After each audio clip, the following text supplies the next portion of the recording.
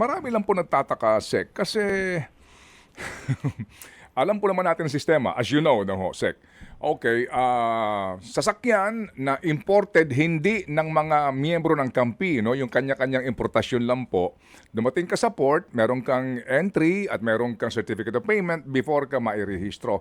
Pero yung pagpaparehistro po ay electronically transmitted yan dito po sa LTO. So kapag sinasabi ng Customs Commissioner na per record ng Customs, walang entry, walang CP, may plate number, may ORCR. So ibig sabihin, na-irehistro doon kasi nag-comply doon sa requirements nila like certificate of payment, etc. etc. Gaano katagal, gaano kahirap mag-produce ng LTO nung electronic copy ng certificate of payment? Parang may mga naiinip po dito. Ba't ang tagal nilang mag-produce ng mga ebidensya? Tama po kayo, Manong Ted, no? Ibig sabihin, kung may na-upload, may pinanggagalingan kung anong in-upload. So, depende po kung anong report na binigay nila sa atin. Pero I agree with you na para lang talagang masuri itong pangyayaring to, kailangan natin ng hard copy of the documents that was uploaded. Whether it will come from BOC or it will come from LTO. Pero at the end of the day, kailangan natin masuri talaga yung actual na dokumento.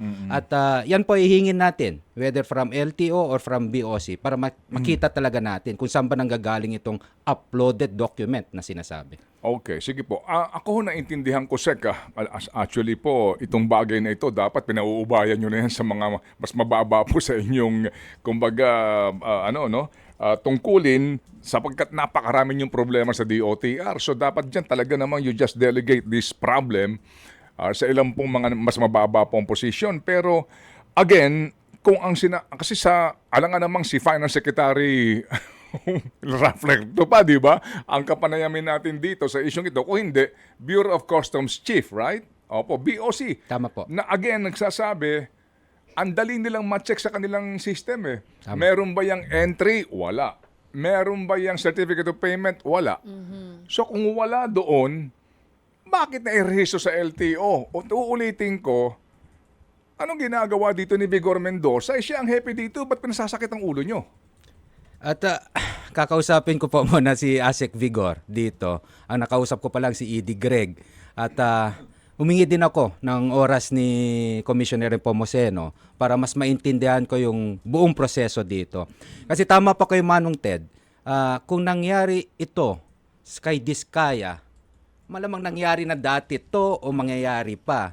At buti na lang at nagka-issue ang Diskaya. Kung hindi, ganito pa rin ang magiging proseso. And it has to stop po, Manong Ted. Mga kapatid, brothers and sisters, saan ka pa? Dito na tayo sa totoo.